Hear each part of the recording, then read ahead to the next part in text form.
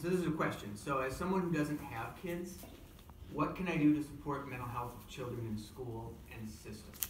So obviously, yes, if you are a parent, start early, obviously, being nurturing and caring. But I'm just curious if any of you, from your perspective, would want to tackle what can the community do if you don't have kids, and how can you support that educational track? Well, I'll say a quick piece, and then you guys jump in. You know, I think that we all can be, I think having a trauma-informed lens, having this idea of when we look at a kid, really having more of a wonder around what is going on, what is happening. I think about some of our really aggressive kids that people label naughty or bad are our most scared children. And so having compassion, understanding their story, and just really being that person that help start to provide some of that regulation to make them feel safe.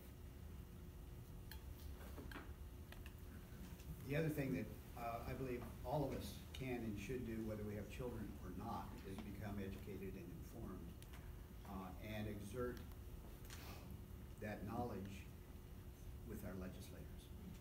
Because one of the fundamental issues is there's not an awareness at that level or a political commitment to provide enough support and services for children and families in schools.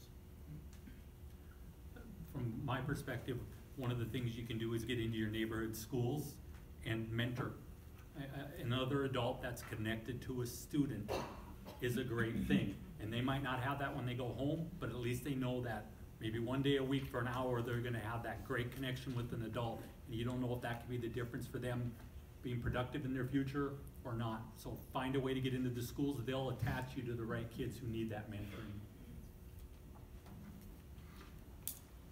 Dr. Flowers, I want to come back to you've got a quote that I'll never get right, but you talk a lot about that.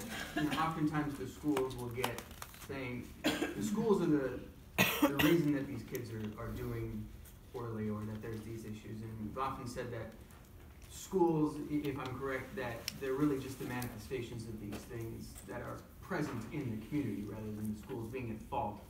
Can you talk about some of the issues that you're seeing with kids in the school or why they may manifest in the school?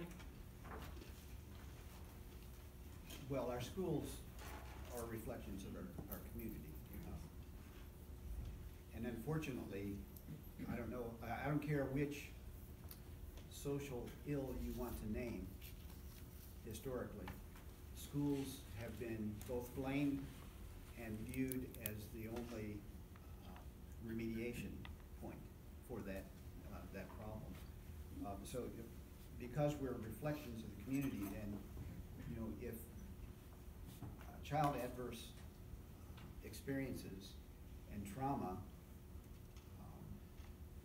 impact how students do in school, and they impact the mental health issues that children might bring to school, remember where those experiences happened.